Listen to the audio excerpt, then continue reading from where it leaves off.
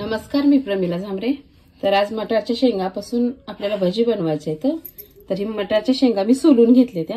तर आपल्याला ह्याला मिक्सरच्या भांड्यामध्ये अगोदर वाटून घ्यायचं आहे।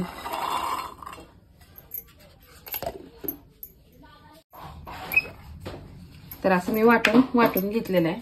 तर आपल्याला ह्याला एका ताटामध्ये एका वाटीत काढून घेणार आहे।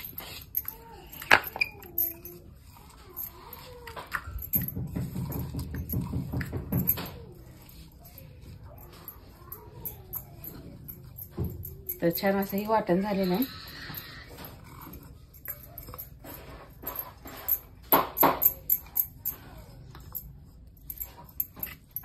तर आता हे मिक्स करीपर्यंत आपण गॅस चालू करूया। तोपर्यंत तेल पण आपलं चांगलं तापणार आहे।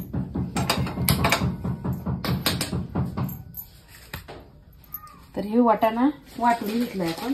तर ह्यात 1-2 चमचे बेसन वापरणार आहे मी। मोठ्या चमच्याने 1-2 चमचे बेसन आहे।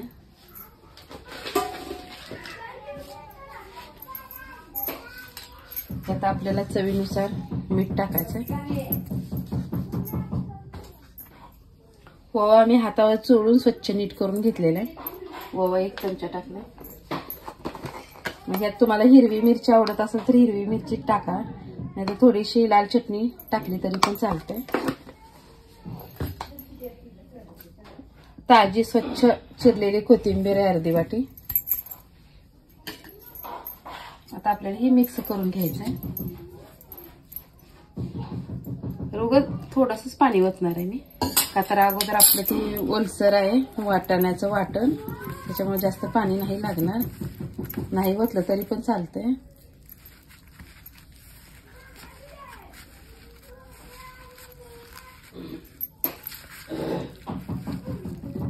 तर बघा असा ही गोळा घट्ट झालेला आहे तिंबून।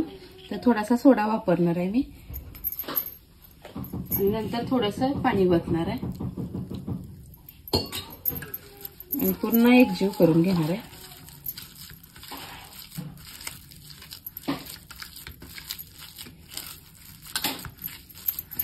जास्त पातळ पण नाही करायचं पीठ हे।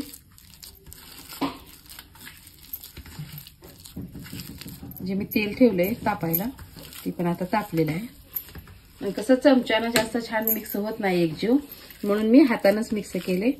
जर तुम्हाला आवडत असेल चमच्यानं मिक्स करायला किंवा टाकायला तरी तुम्ही हातानं चमच्यानं मिक्स करू शकता। तर आपलं तेल तापले, आता मी एक एक भजी करून त्यात सोडून घेणार आहे।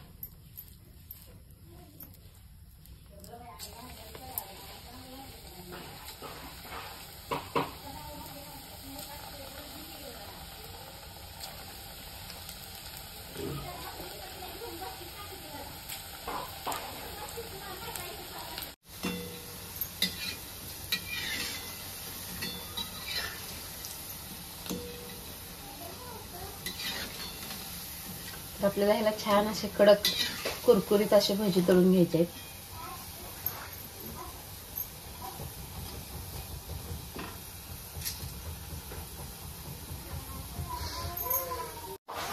तर बघा आता दोन्ही साईडनं छान असं भजी आपले तळून झाले ते कडक असे। तर मी आता एका प्लेटमध्ये ह्याला काढून घेते।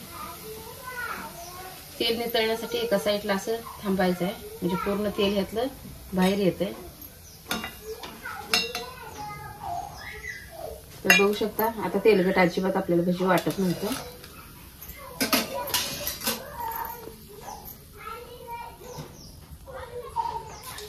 तर असेच आता दुसरे भजी पण मी तळून घेणार आहे। तर बघा अशा प्रकारे वाटाण्यापासून बनवलेले भजी तयार आहेत। तुम्ही ही करून बघा आणि माझा व्हिडिओ आवडला तर नक्कीच लाईक करा, सबस्क्राईब करा।